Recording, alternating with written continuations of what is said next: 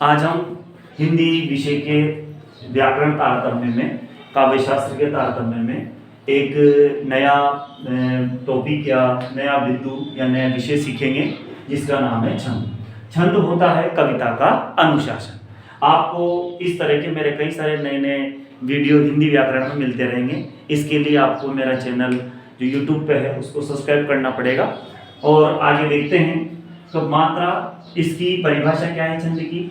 तो छंद की परिभाषा होती है मात्रा, यति, गति, लय, तुक आदि के संगठन को हम क्या कहते हैं? छंद कहते हैं। मात्रा, यति, गति, लय, तुक इन सब के संगठन को क्या कहते हैं? छंद कहते हैं। इसके बाद हम देखेंगे एक एक बिंदु पर मात्रा। मात्रा का मतलब होता है जब छंद बनाते हैं तो दो मात्राओं का प्रयोग किया जाता है, एक लघु का, एक गुरु का।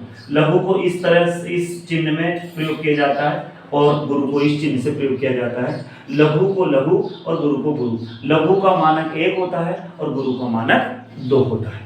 इसके बाद है छंद के प्रकार। छंद के 2 प्रकार होते हैं बच्चों, एक होता है वारणिक और दूसरा होता है मात्रिक। जिन छंदों में वर्णों की गणना की जाती है, वर्णों को गिना जाता है, उन्हें वार्णिक छंद बोलते हैं। और जिन छंदों में मात्राओं को गिना जाता है उन्हें मात्रिक छंद कहते हैं। इसके बाद है गण। गण किसे कहते हैं? अगला प्रश्न बनता है परीक्षाओं में, गण गण किसे कहते हैं? तो 3 वर्णों का जो समूह होता है उसे हम लोग गण कहते हैं। ठीक है, 3 वर्ण में जैसे हमने लिखा राजेश लिखा, सूरज लिखा, तब 3 वर्णों का जो भी नाम हो, जो भी समूह हो, हम 3 वर्णों में जो भी लिखते हैं वो सब गण कहलाते हैं। इसके बाद हम देखते हैं, हमने यहाँ देखा मात्रा को समझा, मात्रा इस तरह से होती है।